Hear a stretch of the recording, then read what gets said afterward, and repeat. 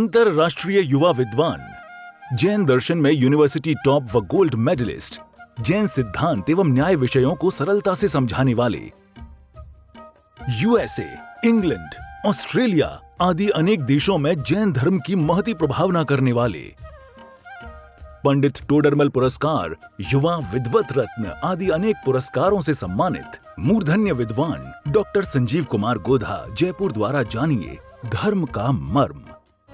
इस कार्यक्रम के प्रायोजक हैं पूज्य माताजी श्रीमती वर्जुबेन जी, श्री ब्रजलाल दलीचंद्र जी, श्रीमती मधु वज्रलाल जी, श्री रवि जी, श्रीमती रीटा जी, श्री मोनिल जी, श्रीमती भाविशा, श्री निशांत जी, श्रीमती भाविका जी एवं Kumari Samaya Jain, Vardhaman electronics, Grant road, Mumbai.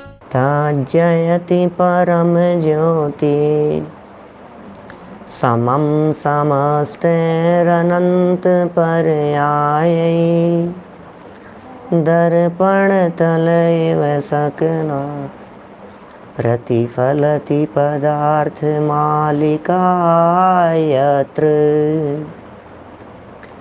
परमागमस्य बीजं निषेध जात्यन्ध सिन्दुर्विधानं सकल नय विलसितानां विरोधमथनं नमाम्यनेकम् विरोधमथनं नमाम्यनेकान्तम्।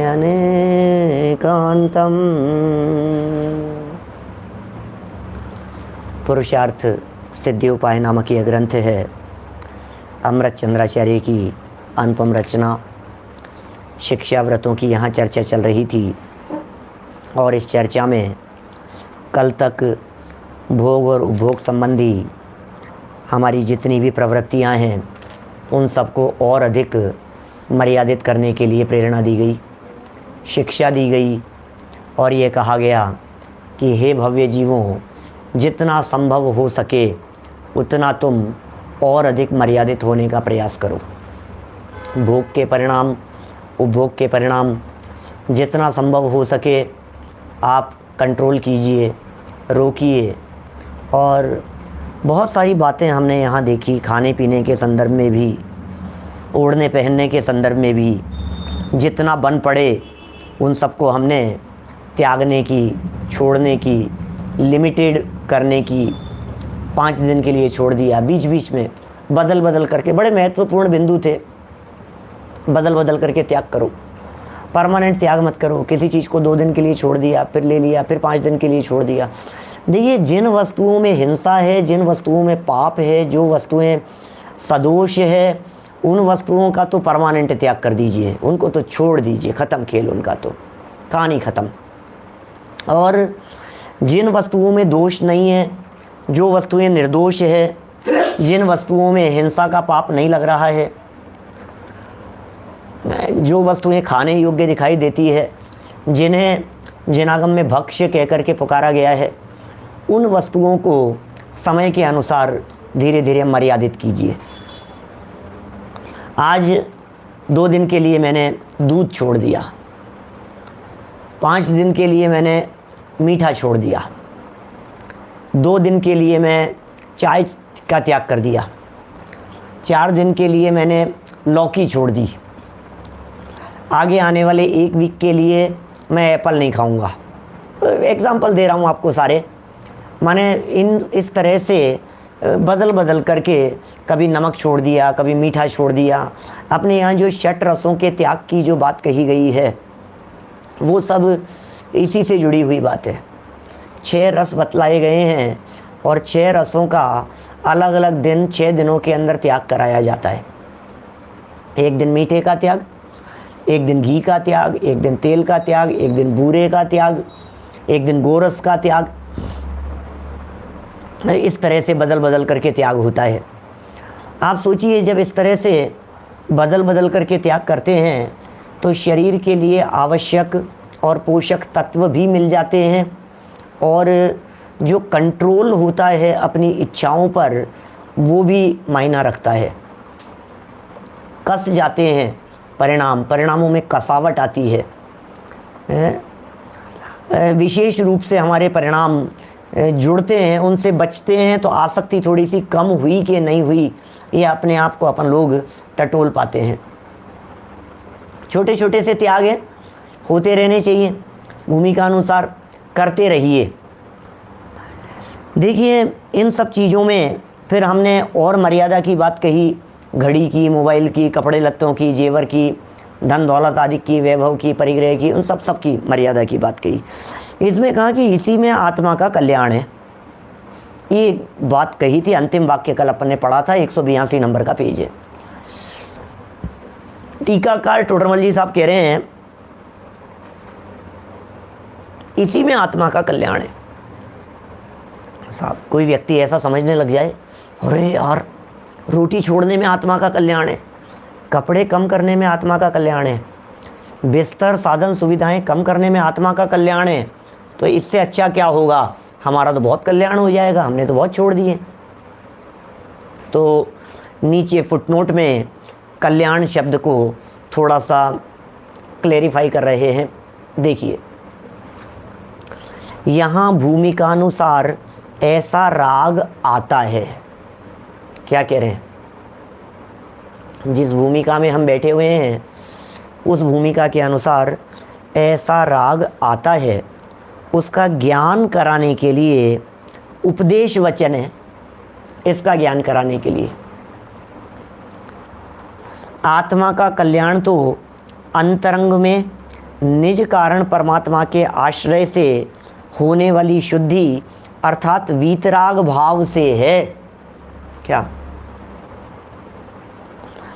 आत्मा का कल्याण तो किससे है, इससे नहीं है। आत्मा का कल्याण ये छोड़ दिया, इससे आत्मा का कल्याण हो गया, दही नहीं खाया इससे आत्मा का कल्याण हो गया, दूध नहीं पिया इससे आत्मा का कल्याण हो गया, हरी सब्जी नहीं खाई इससे आत्मा का, इससे नहीं होता है आत्मा का कल्याण। रात्रि भोजन त्याग दिया साहब, इससे तो आत्मा का कल्याण हो जाएगा। रोजाना देव दर्शन करने लग गया हूँ साहब, आजकल रोजाना मंदिर जाता हूँ, पंडित जी पानी छान करके पीने लग गया हूँ, इससे तो आत्मा का कल्याण हो जाएगा। कह रहे हैं भैया असली आत्मा का कल्याण आत्मा की क्रिया से होगा, ये समझ लेना। आत्मा का कल्याण शरीर की क्रिया से नहीं होगा, शरीर की क्रिया से शरीर कल्याण, आत्मा की क्रिया से आत्मा का कल्याण। बोलो क्या करना है। आत्मा का कल्याण तो आत्मा की क्रिया से होगा ना। अब काम कर रहे हो भोजन छोड़ने का और सोच रहे हो कल्याण हो जाए आत्मा का, तो फिर कैसे होगा। तो फिर साहब कह तो रहे हैं आचार्य देव बार बार में, आचार्य देव ने कहा तो है इनको छोड़ो, इनको छोड़ो, इनका त्याग करो, भोग को परिमाण में लो, ये सब बातें आचार्य देव ने कही तो है। देखो कह रहे हैं भैया भूमिका के अनुसार ऐसा राग आता है और उसका ज्ञान कराने के लिए, राग का ज्ञान कराने के लिए, भूमिका का ज्ञान कराने के लिए उपदेश वचन है, ये सारे उपदेश दिए हैं भूमिका के लिए। आत्मा का कल्याण तो कैसे होता है अब सुन लेना, हमारे बहुत सारे साधर्मी जानना चाहते हैं आत्मा का कल्याण कैसे होगा पंडित जी ये बताओ। आप तो आत्मा का कल्याण आप बार बार में बोलते हो पंडित जी, आत्मा का कल्याण करो, आत्म को कल्याण करो, आत्म को कल्याण करो। हम पूछ रहे हैं आपसे आत्मा का कल्याण कैसे होता है, आत्मा का कल्याण कैसे होगा ये बताओ। अरे आत्मा का कल्याण तो अंतरंग में निज कारण परमात्मा के आश्रय से होने वाली शुद्धि, क्या निज कारण, अंतरंग में अपना कल्याण कैसे होगा, अंतरंग में निज अपना कारण परमात्मा, अंदर में कारण परमात्मा। आप जानते हैं कारण परमात्मा किसे कहते हैं, निज कारण परमात्मा ये क्या चीज़ है। देखिए दुनिया में कोई भी काम होता है तो उस काम के होने का कोई ना कोई कारण होता है। क्या कोई भी काम हो, जब भी वो काम होगा तो उस काम के होने का कोई ना कोई कारण अवश्य होगा। तो परमात्मा बने तो परमात्मा बनने का क्या कारण होगा भाई साहब, कोई ना कोई कारण तो होना चाहिए। जब परमात्मा बना जाता है, जब भगवान बना जाता है तो भगवान बनने के पीछे भी कुछ न कुछ कारण अवश्य होता है। और वो कारण कहीं बाहर में नहीं होता, क्योंकि आत्मा के भगवान बनने की प्रक्रिया आत्मा के अंतरंग कारण से संपन्न होगी। उपवास के कारण से भगवान बन जाए बोले ऐसा नहीं होता है, व्रत के कारण से भगवान बन जाए बोले ऐसा नहीं होता है, बोले माला का जाप करने से भगवान बन जाए बोले ऐसा नहीं होता है। क्या क्या सोचो जरा, हमने ये छोड़ा, इसका कर दिया, उसका कर दिया, ये नियम ले लिया, ये व्रत ले लिया, ये कपड़े छोड़ दिए, उसको उतार लिया, इनसे होता है कि नहीं? बोले ये परमात्मा बनने का कारण नहीं है। परमात्मा बनने का कारण तो अपना उपयोग माने ज्ञान की पर्याय, ज्ञान दर्शन के व्यापार को उपयोग कहते हैं। ये ज्ञान दर्शन का व्यापार समस्त पर पदार्थों से हटकर जब अपने ही अंदर में लगता है, तो जो अंदर में मौजूद परमात्मा है उसका नाम है कारण परमात्मा। वो कारण परमात्मा परमात्मा होने का कारण है। उस कारण परमात्मा के अवलंबन से जब ज्ञान की पर्याय ने उस अंदर में बैठे हुए कारण परमात्मा का अवलंबन लिया तो कार्य परमात्मा हो जाते हैं। देखो थोड़ी सी बात गंभीर चल रही है, सरल बातें बहुत कर ली है, फिर कर लेंगे थोड़ी सी सरल बात। थोड़ी देर के लिए थोड़ी सी सूक्ष्म बात तो सुन लो। क्या कहना चाहते हैं? परमात्मा बनने का कारण कहीं बाहर नहीं है, परमात्मा बनने का कारण अपने अंदर में है। अंदर में मौजूद परमात्मा बनने के कारण को देखो और बाहर में परमात्मा बन जाओ। जब बाहरी अवस्था में परमात्मा बन जाया जाता है, क्या बोलो, जब बाहर में परमात्मा बन जाया जाता है तो उसे कहते हैं कार्य परमात्मा। जब कोई जीव अरहंत बन गया, कोई जीव सिद्ध भगवान बन गए, तो उन्हें कहते हैं कार्य परमात्मा। वो कार्य परमात्मा जिसके कारण से बने उसे कहते हैं कारण परमात्मा। नियमसार ग्रंथ में कारण परमात्मा की खूब चर्चा आई है। कुंदकुंदाचार्य देव ने की है, कुंदकुंद महाराज देव ने की है। उनकी टीका करने वाले मुनिराज हैं पद्म प्रभ मलधारी देव, उन्होंने खूब चर्चा की है कारण परमात्मा की, कारण शुद्ध पर्याय की। बोले क्या है ये कारण परमात्मा? बोले जिसका लक्ष्य करने से सम्यक दर्शन होता है। जो श्रद्धा गुण की अवस्था उस कारण परमात्मा का अवलंबन करे तो सम्यक दर्शन हो जाता है। जो ज्ञान की पर्याय उस कारण परमात्मा का अवलंबन करे तो वो ज्ञान सम्यक ज्ञान हो जाता है। जो चारित्र की पर्याय उस कारण परमात्मा का अवलंबन करे तो सम्यक चारित्र हो जाता है। जब ज्ञान दर्शन चारित्र आदि पूरी तरह से उस कारण परमात्मा का अवलंबन करके उसमें लीन हो जाते हैं तो कार्य परमात्मा बन जाते हैं। तो भैया असली कारण तो है अंदर में मौजूद कारण परमात्मा। ये कह रहे हैं पेज नंबर 182 पर देखिए, हिंदी वाली पुस्तकों में 182 नंबर पेज, गुजराती का है 130 130 नंबर पेज। आत्मा का कल्याण तो अंतरंग में निज कारण परमात्मा के आश्रय से होने वाली शुद्धि अर्थात वीतराग भाव से है। उसके आश्रय से जो शुद्धि होती है, आत्मा के आश्रय से जो शुद्धता प्रकट हुई है उससे कल्याण होगा। और उससे जो वीतराग भाव हुआ है, वीतराग भाव माने राग नहीं होना, वीतराग भाव माने कषाय नहीं होना, वीतराग भाव माने निर्विकारी अवस्था का होना। ये जो निर्विकारी अवस्था हुई है ये वर्तमान पर्याय में हुई अवस्थाएं, इस अवस्था से, इस वीतरागता से इस जीव का कल्याण होता है। आपका हमारा कल्याण बार बार में कहते हैं ना, राग को नाश करो, कषायों को नष्ट करो। जब कषाएं नष्ट होगी, जब विभाव भाव नष्ट हो जाएंगे, जब विकृतियां नष्ट हो जाएगी, तब इस जीव की उन्नति होगी, अंतर से उन्नति होगी। अब ये जो अंदर से उन्नति की बात कर रहे हैं, इंटरनल विशुद्धि की बात कर रहे हैं, वीतरागता की बात कर रहे हैं, तो ये बात यहाँ समझा रहे हैं कि भैया वो वीतरागता कैसे आई। अंदर में शुद्धता का अवलंबन लेने पर अवस्था में शुद्धता आ जाती है। स्वभाव शुद्ध है, शुद्ध होने का कारण अंदर में मौजूद है। कपड़ा है ना, कपड़ा, ये कपड़ा गंदा है, सुनो, ये कपड़ा गंदा हो गया है। अब इस गंदे कपड़े का क्या करें भाई साहब, ये बतलाओ। बोले धो दो, साफ कर दो। तो मैला कपड़ा भी जब जाकर के धोबी को दिखाया जाता है, मैला कपड़ा भी जब ले जा करके ड्राई क्लीनर को दिखाया जाता है, तो वो देख करके बतलाता है ये साफ हो सकता है और ये साफ नहीं हो सकता है। तो बोले कौन सा साफ हो सकता है, किसके बारे में बतलाएगा कि ये साफ हो सकता है, बोलो। जिसके बारे में उसे पता है कि मैल ऊपर ऊपर है, अंदर में शुद्धता है, इसका पता है उसको, ड्राई क्लीनर को। ड्राई क्लीनर को इस बात की खबर है कि बाबूजी ये, अरे नहीं साफ निकल जा, चिंता मत करो, अंदर में सफ़ेदी है, इसके ऊपर गंदगी है, वो जान रहा है इस चीज़ को। इसी तरह से हमारे राग द्वेष विकार आदि जो हैं, ये ऊपर की गंदगी है और अंदर की जो शुद्धता है, उस अंदर की शुद्धता को कहते हैं कारण परमात्मा। वो बना बनाया भगवान है, ये परमात्मा है, अंदर में देह देवल में परमात्मा विराजमान है। हमारे कहने से मत मानो, आचार्यों ने लिखा है, शास्त्रों में लिखा है, गाथाएं खोल खोल करके बतला सकते हैं।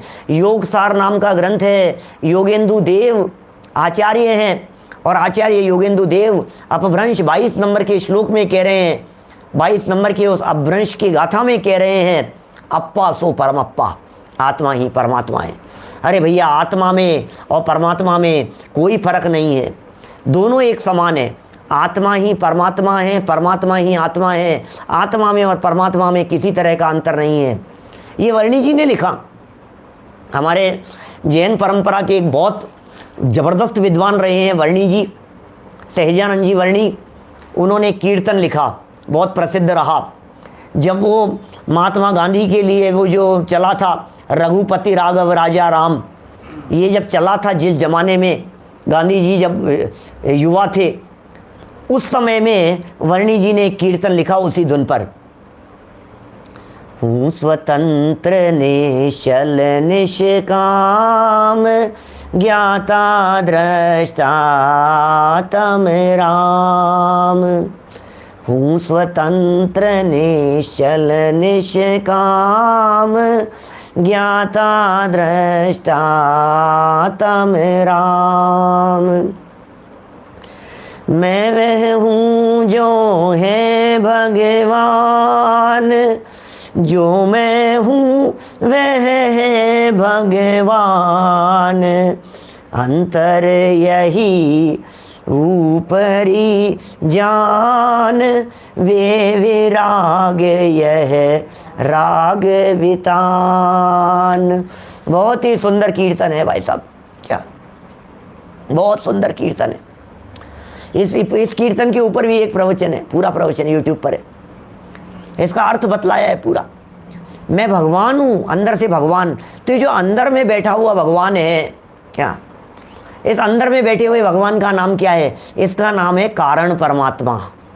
अंदर में बैठे हुए भगवान का नाम, और उस कारण परमात्मा वो निज है, वो अपना है। उस कारण परमात्मा का लक्ष्य करने से जब परमात्मा अवस्था प्रकट होती है, उसे कहते हैं कार्य परमात्मा। वो होते हैं सिद्ध भगवान, वो होते हैं अनंत भगवान। कार्य रूप से बदल गए, होने की शक्ति, तो जो शक्ति जिसके अंदर होगी वही तो होगा।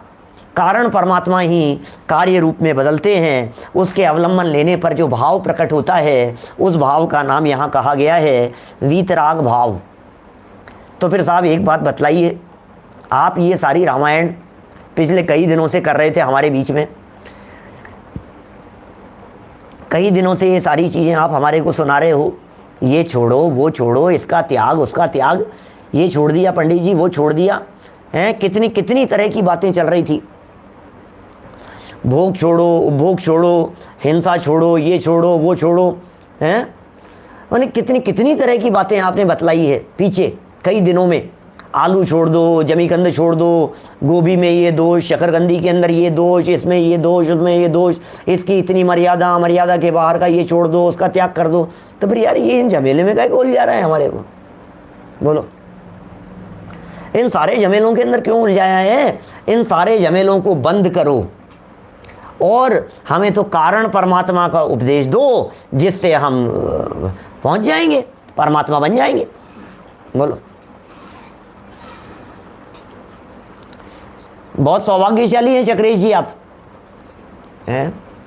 चक्रेश जी लिख रहे हैं सामने से कि मेरठ में हमारे को वर्णी जी की अंतिम शव यात्रा के अंदर जाने का अवसर मिला था। समागम में मिला होगा, सानिध्य में मिला होगा। देखो भाई क्या कह रहे हैं यहाँ, बहुत गजब की बात है। ये कह रहे हैं कि बात तो तुम्हारी सच्ची है, आत्मा का कल्याण तो कारण परमात्मा से ही होगा, परंतु अब सुनना नीचे की बात, वहाँ अशुभ से बचने के लिए जो शुभ भाव या शुभ राग आता है, ये जो आलू छोड़ा है ना, ये अशुभ से बचने के लिए है। ये जो रात्रि भोजन का त्याग कर दिया है ना, ये पाप से बचने के लिए है, ये अशुभ से बचने के लिए है, ये विभाव भाव से बचने के लिए है। अशुभ से बचने के लिए जो शुभ राग आता है, उसे उपचार से, व्यवहार से भला कहने की व्यवहार की रीति है। अरे तुम रोजाना मंदिर आते हो, तुम्हारा कल्याण होगा, ऐसे तक वचन मिल जाएंगे शास्त्रों में।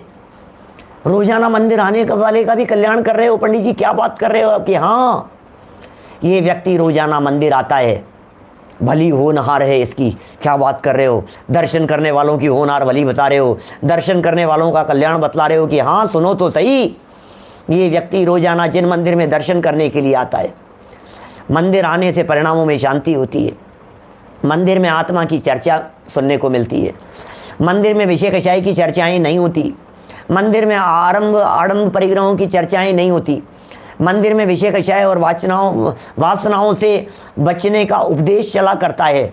वो शब्द इसके कानों में पड़ते हैं, वीतरागी तत्वज्ञान की बातें मंदिर में आने से इसके कान में पड़ती है, इसके वो समझ में आएगी, इसके वो जचेगी, इसकी पात्रता पकेगी, ये उन बातों को स्वीकार करेगा, फिर उसके बाद में स्वीकार करके अंदर में अवधारण करेगा, फिर उस मार्ग पर चलेगा और एक दिन ऐसा आएगा कि ये जीव सम्यक दर्शन की प्राप्ति करके मुनि बन करके, दीक्षा लेने के बाद मुनि बनकर के, श्रेणी चढ़ करके अरहंत और सिद्ध अवस्था की प्राप्ति करेगा। ये पूरी की पूरी प्रोसेस, पूरी लंबी विधि और प्रक्रिया, ये सब मुनिराजों के ज्ञान में झलक रही है। क्या बोलो। इष्टोपदेश का बहुत सुंदर श्लोक है एक, ये बहुत अच्छा है। पता है ऐसा उदाहरण देकर के इष्टोपदेश के अंदर बात कही, भैया सुनो, किसी व्यक्ति को कहीं जाना हो और जाते जाते कहीं रास्ते में किसी का इंतजार करना हो, तो धूप में खड़े रहने की अपेक्षा से छाया में खड़े रह करके इंतजार करना अच्छा है, ये कहा। तो इस शुभ राग को इन्होंने ऐसा ही कहा, भैया शुद्धोपयोग की प्राप्ति करके निर्वाण की प्राप्ति करनी है, लेकिन शुद्धोपयोग की प्राप्ति नहीं हो पा रही है, तो इंतजार कहाँ खड़े रह करके करना? बोले शुभ राग में, शुभोपयोग में, व्रताधिक में अपना काल बिताना, संयम में अपना काल बिताना, साधना में अपना काल बिताना, विषय वासनाओं से दूर रह करके अपने समय का सदुपयोग करना, ये सिखा रहे हैं यहाँ। उसे भी धर्म कहने की रीति है, उससे भी भला कहने की रीति है। एक व्यक्ति रोजाना स्वाध्याय करता है, बहुत भला होगा इसका, भली होनहार है इसकी भाई साहब। एक व्यक्ति ने रोजाना डेली स्वाध्याय का संकल्प ले लिया, नियम ले लिया, हम कहते हैं बहुत भाग्यशाली है, इसका कल्याण होगा। अब पढ़ने से हो जाएगा कल्याण, चिंता मत करो, ये तो फर्स्ट स्टेप हुआ करता है। इसके बाद में जैसे जैसे पढ़ेगा, जैसे जैसे समझेगा, वैसे वैसे वस्तु स्वरूप समझ में आने लग जाएगा, और जैसे जैसे वस्तु स्वरूप समझ में आने लग जाएगा, वैसे वैसे विरक्ति भी हो जाएगी, त्याग भी हो जाएगा, संयम भी हो जाएगा, मुनि पदाधिक भी हो जाएंगे, गुणस्थान भी बढ़ेंगे, श्रेणी भी चढ़ेगा, निर्माण भी हो जाएगा। प्रक्रिया है वैसा, प्रक्रिया है पूरी। उस प्रक्रिया की शुरुआत कहाँ से होगी? बोलो। किसी व्यक्ति को ग्रेजुएट होना है, इसकी शुरुआत कहाँ से होगी? बोलो। एक व्यक्ति ग्रेजुएट करवाना था अपने बच्चे को, तो उसने क्या किया? 3 साल का बच्चा था, स्कूल में एडमिशन करा दिया उसका, और बोला मेरे बच्चे को एडमिशन कर। पागल हो गए, तुम्हारा दिमाग खराब है? LKG में पढ़ने से ग्रेजुएट होते होंगे? तो नहीं होते LKG में पढ़ने से ग्रेजुएट। मैं आपसे पूछता हूँ, बोलो, पागल हो तुम? LKG में पढ़ने से कुछ भी नहीं होता है। अभी क्या कर रहा है? बोले फर्स्ट क्लास में पढ़ रहा है, ग्रेजुएट करवाना है इसको। कुछ नहीं होगा, धेले भर भी कुछ नहीं होने वाला है। 50 बार फर्स्ट क्लास पढ़ा दो तो भी कुछ नहीं होगा। अरे 50 बार फर्स्ट क्लास पढ़ा दो तब भी कुछ नहीं होगा, लेकिन फर्स्ट में एडमिशन तो कराना पड़ेगा, सेकंड में तो जाना पड़ेगा, थर्ड में तो जाना पड़ेगा, फोर्थ फिफ्थ सिक्स आगे तो बढ़ना पड़ेगा, मैट्रिक तो करवाना पड़ेगा, 12th तो कराना पड़ेगा। बोलो, यहाँ से शुरुआत होती है। एक एक स्टेप है, एक एक स्टेप है, एक एक स्टेप। भाई साहब, दर्शन करने वाले को भाग्यशाली कह रहे हैं, ये जैन दर्शन है। जिनेंद्र देव के दर्शन करने की प्रेरणा दिला देते हैं। पर जिनेंद्र दर्शन तो छोड़ो, अभी लिखा गधे के दर्शन करने मात्र से कल्याण हो जाएगा सेठ जी का। क्या बात कर रहे हो? गधे के दर्शन करने से? नियम तो लो, कुछ तो संयम होना चाहिए। सुनिए सबने कहानी। देखो जरा, यहाँ उपचार से इन सब व्यवहारिक क्रियाओं को भला कहा जाता है, उपचार से इन सब को श्रेष्ठ कहा जाता है, उपचार से इन सब की प्रेरणा भी दी जाती है। शुरुआत तो मंदिर से ही होगी भाई साहब, शुरुआत तो दर्शन करने से ही होगी। फिर जब रोज़ाना दर्शन करने के लिए आने लगे तो उसे कहना, अरे यार ऐसे क्या दर्शन करके चले जाते हो, थोड़ी देर भगवान को क्या सलाम करने के लिए आते हो हैं? थोड़ी देर के लिए भगवान के साथ में थोड़ा चर्चा वार्ता कुछ तो होनी चाहिए। भगवान से बात तो करो थोड़ी सी, भगवान के रूप को निहारो तो सही थोड़ा सा। रोजाना मंदिर आकर के चले जाते हो, थोड़ा सा दर्शन पूजन भक्ति कुछ तो कर लिया करो। प्रेरणा देने लग गए। रोजाना पूजन करके चले जाते हो, तुम जानते भी हो पूजन क्या है, पूज्य क्या है। थोड़ी देर के लिए समय निकालो। कैसे समय निकाले बोलो? थोड़ी देर के लिए समय निकालो। किसके लिए? यहाँ शास्त्र सभा चलती है, यहाँ प्रवचन चलते हैं, उसमें बताया जाता है कि तुम कौन हो, भगवान कौन हो। तो उसने बैठना शुरू कर दिया, सुनना शुरू कर दिया। फिर उसको समझाओ, कितने समय से सुन रहे हो? कि साहब 10 साल हो गए सुनते। कुछ नहीं होगा सुनने से। अरे यार सुनने से कुछ नहीं होगा, मैंने अपनी ज़िंदगी ये 10 साल खराब कर दिए सुनने में। तुम कह रहे हो सुनने से कुछ नहीं होगा, तो फिर किससे होगा? बोले सुनने से नहीं, गुनने से होगा। क्या? जो सुना है उसे गुनो। तो फिर इसने त्याग करना शुरू कर दिया, फिर इसने संयम लेना शुरू कर दिया, साधना के मार्ग पर लग गया। ठीक है, बहुत अच्छी बात है भैया, अब तो मैंने इतना त्याग कर दिया, अब तो मैंने इतना छोड़ दिया, ये सब छोड़ दिया, वो सब छोड़ दिया। तो फिर कहा भैया छोड़ने वोड़ने से कुछ नहीं होगा। अरे यार गजब हो गई भाई साहब, तुम ही कहते हो ये करो और फिर तुम ही कहते हो ये नहीं। भैया क्या करें, उंगली पकड़ पकड़ करके आगे चलाना पड़ता है। क्या? जिसकी होनहार भली होती है वो आगे बढ़ता चला जाएगा। होनहार भली नहीं होगी तो फर्स्ट क्लास पढ़ करके, फोर्थ क्लास पढ़ करके, 6th 9th पढ़ करके, 10th में फेल होकर के रह जाएगा, नहीं पढ़ेगा आगे। तू तो सोच रहा था ग्रेजुएट हो जाएगा, लेकिन ग्रेजुएट के लिए 10th करना कि नहीं करना? 10th करना, लेकिन 10th में अटकना नहीं। ग्रेजुएट करने के लिए 12th करना कि नहीं करना? 12th करना, लेकिन 12th में अटकना नहीं। क्या? यदि आप 12th करके 12th में अटक गए तो ग्रेजुएट नहीं होंगे। तो फिर नहीं करें 12th कि तब तो संभावना ही नहीं है। तो फिर साहब क्या करें? स्वाध्याय करना, लेकिन स्वाध्याय में अटकना नहीं। पूजन करना, लेकिन पूजन में अटकना नहीं। व्रत उपवास आदि जो करते हो सो करना, लेकिन वहाँ अटकना नहीं। क्या? अटक गए तो क्या होगा? अटक गए तो काम नहीं होगा। तो फिर नहीं करूं? बोले नहीं करने वाले तो बाउंड्री के ही बाहर हैं, उनकी तो चर्चा ही नहीं है। नहीं करने वाले तो ज़्यादा पापी जीव हैं। क्या करें? दौल समझ सुन चेत सयाने, काल वृथा मत खोवे, और यह नर भव फिर मिलन कठिन है, जो सम्यक नहीं होवे। दौल समझ सुन चेत और सयाने, हमारे उत्तम चंद जी सिवनी वाले पंडित जी साहब, ये पांचों के अंदर 5 समवाय बतला देते थे। दौल समझ सुन, 5 लब्धियाँ, 5 समवाय नहीं, 5 लब्धियाँ। क्षयोपशम विशुद्धि देशना प्रायोग्य और करण लब्धि, सयाना हो गया। दौल समझ सुन, दौल क्षयोपशम, उससे कह रहे हैं समझ विशुद्धि, विशुद्धि होगी तो समझने आएगा। फिर सुन देशना लब्धि, फिर चेत प्रायोग्य लब्धि, और फिर सयाना हो गया करण लब्धि, सम्यक दर्शन की प्राप्ति हो गई। दौल समझ सुन चेत सयाने, काल वृथा मत खोवे, और यह नर भव फिर मिलन कठिन है, जो सम्यक नहीं होवे। सम्यक दर्शन नहीं हुआ तो फिर ये नर भव पुनः मिलना कठिन है भैया। कल्याण की बात यहाँ कह दी। भोगो भोग परिमाण शिक्षा व्रत का ये पुनः स्वरूप कहते हुए यहाँ ये सिद्ध कर रहे हैं कि इस भोगो भोग परिमाण में अहिंसा व्रत का पालन होता है, अहिंसा का पालन होता है इस भोगो भोग परिमाण में। देखिए 166 नंबर का श्लोक है ये। इति यह परिमित भोगैः है संतुष्ट त्यजति बहुतरान भोगान, बहुतर हिंसा विरहात तस्या हिंसा विशिष्टा स्यात्। अन्वयार्थ, यह माने जो गृहस्थ इति परिमित भोगई, इस प्रकार मर्यादा रूप भोगों से संतुष्ट है, संतुष्ट होकर बहुतरान बहुत से भोगान भोगों को त्यजति छोड़ देता है, तस्य माने उसके बहुतर हिंसा विरहात अधिक हिंसा के त्याग से विशिष्टा हिंसा स्यात् विशेष अहिंसा व्रत होता है। ये देखो आपने ध्यान दिया होगा पीछे से जब से आप लोग पढ़ रहे हैं सुन रहे हैं पूरी चर्चाओं को, आचार्य देव चाहे झूठ की चर्चा करें चाहे चोरी की चर्चा करें, चाहे कुशील की चर्चा करें चाहे परिग्रह की चर्चा करें, माने इनको सब को त्याग को व्रत बना लीजिए।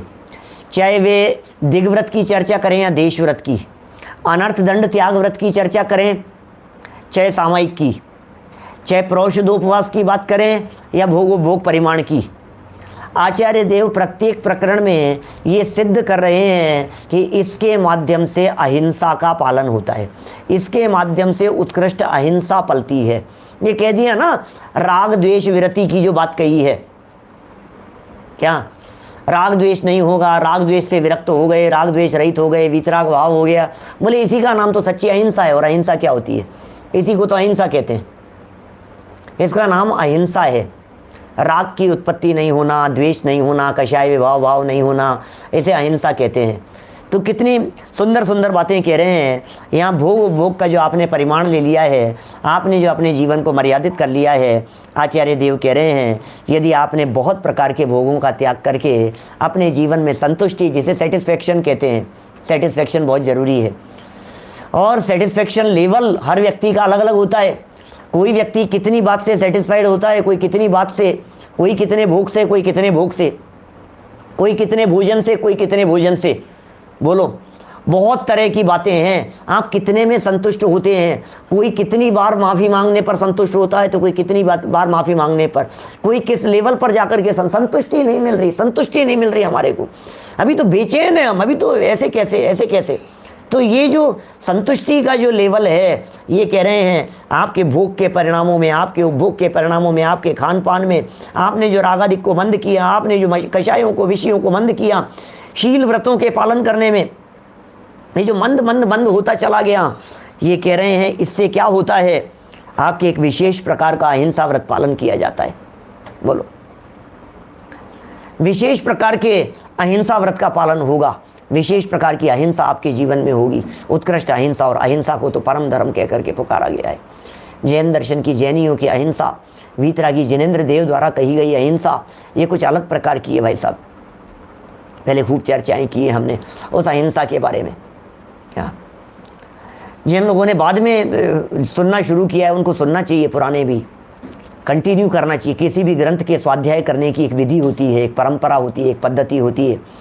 टूटा हुआ ग्रंथ, खंडित ग्रंथ, वो विशेष फल प्रदान करने वाला नहीं होता। खंडित माला, टूटी हुई माला, टूटे हुए बर्तन, फटे हुए कपड़े, ये योग्य नहीं है। ये अभाग्य और दुर्भाग्य की निशानी हुआ करते हैं। टूटे बर्तनों में भोजन कर रहा है, दुर्भाग्य की निशानी है। फटे कपड़े पहन रहा है, दुर्भाग्य की निशानी है। जिनेंद्र देव की पूजन करते समय, भक्ति करते समय कभी फटा हुआ, छेद किया हुआ, जला हुआ, इस तरह के कपड़े नहीं होने चाहिए। बहुत बातें हैं, छोटी छोटी सी बातें। इसी तरह से ये खंडित ग्रंथ ये कार्यकारी नहीं होगा। अखंड रूप से आद्योपांत ग्रंथ का संकल्प होना चाहिए। हमने ग्रंथ शुरू किया है, हम पूरा ग्रंथ पढ़ेंगे, हम नियमित पढ़ेंगे, हम रोजाना पढ़ेंगे, एक एक लाइन पढ़ेंगे, लाइन टू लाइन पढ़ेंगे। हम बीच में एक गाथा पढ़ ली, फिर 4 नहीं पढ़ी, फिर 2 पढ़ ली, फिर 5 नहीं पढ़ी, फिर कभी मूड हो गया तो फिर सुन लिया। ऐसे थोड़ी ना काम चलता है भाई साहब। स्कूल में एडमिशन लेकर के आज आप ग्रेजुएट हो गए हो, आज आप सीए हो गए हो, आज आप इंजीनियर हो गए हो, आज आप डॉक्टर यदि बन गए हो, तो आपने क्या किया, कितने दिन गोल मारा था बतलाइए। गोल मारने वाले सब्जियां बेच रहे हैं, आज ठेला लगा रहे हैं मूंगफली का। आपने गोल नहीं मारा, इसलिए ऑफिसर बन गए। सुनो, तत्व ज्ञान और तत्व आराधना के अंतर्गत जो व्यक्ति गोल नहीं मारता है, वो व्यक्ति इंजीनियर, डॉक्टर, प्रोफेसर नहीं, वो व्यक्ति परमात्मा बन जाता है। इस कार्यक्रम के प्रायोजक हैं पूज्य माताजी श्रीमती वर्जुबेन जी, श्री ब्रजलाल दलीचंद्र जी, श्रीमती मधु वर्जुलाल जी, श्री रवि जी, श्रीमती रीटा जी, श्री मोनिल जी, श्रीमती भाविशा, श्री निशांत जी, श्रीमती भाविका जी एवं Kumari Samaya Jain, Vardhaman electronics, Grant road, Mumbai.